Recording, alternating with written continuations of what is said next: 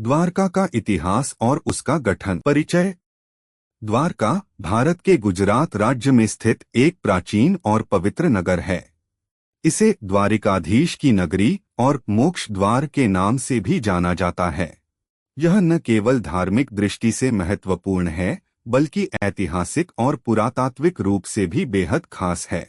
द्वारका हिंदू धर्म के 4 धामों में से एक है और 7 पवित्र नगरियों सप्तपुरी में भी शामिल है।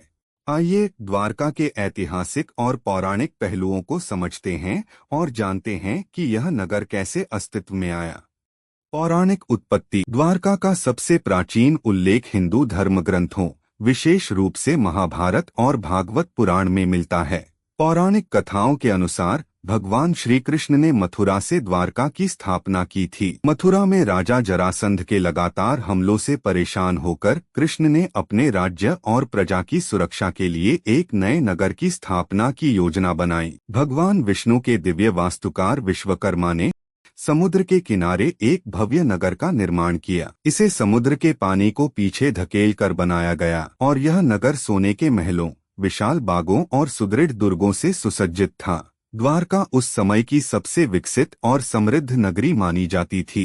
इतिहास और पुरातात्विक साक्ष्य। पौराणिक कथाओं के साथ साथ द्वारका का उल्लेख ऐतिहासिक रूप से भी किया गया है। पुरातात्विक खोजों के अनुसार द्वारका 15वीं शताब्दी ईसा पूर्व का एक महत्वपूर्ण बंदरगाह नगर था। समुद्री पुरातत्वविदों ने द्वारका के तट के पास समुद्र में डूबे हुए नगर के अवशेष पाए हैं। ये अवशेष प्राचीन काल की एक समृद्ध सभ्यता का संकेत देते हैं। पुरातात्विक साक्ष्यों से यह भी पता चलता है कि द्वारका शायद कई बार समुद्र में डूब गई, फिर इसे पुनर्निर्मित किया गया। यह रहस्य आज भी इतिहासकारों और वैज्ञानिकों के बीच चर्चा का विषय बना हुआ है।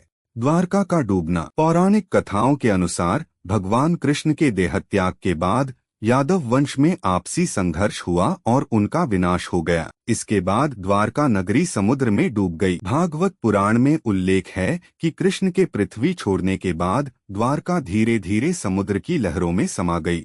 इस क्षेत्र में भूकंप और सुनामी के संकेत मिले हैं, जो इस कथा को आंशिक रूप से सही ठहराते हैं। समुद्र में डूबा हुआ द्वारका आज भी खोज और शोध का केंद्र बना हुआ है। मध्यकालीन और आधुनिक इतिहास। पौराणिक काल के बाद भी द्वारका एक महत्वपूर्ण धार्मिक और सांस्कृतिक केंद्र बना रहा।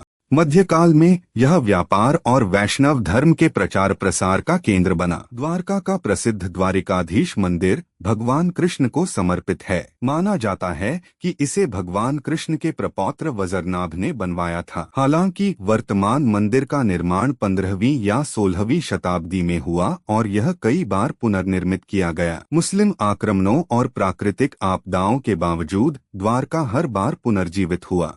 आज यह नगर न केवल धार्मिक दृष्टि से महत्वपूर्ण है, बल्कि सांस्कृतिक और ऐतिहासिक धरोहर के रूप में भी खड़ा है।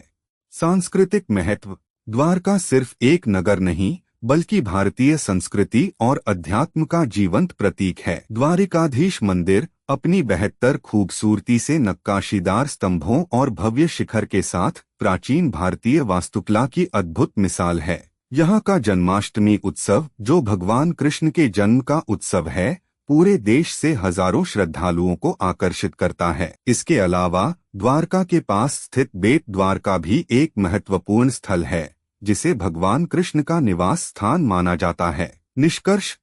द्वारका का इतिहास पौराणिक कथाओं, पुरातत्व और संस्कृति का अद्भुत संगम है। यह नगर अतीत और वर्तमान के बीच एक सेतु की तरह है, जो हमें हमारी प्राचीन विरासत और आध्यात्मिक धरोहर से जोड़ता है।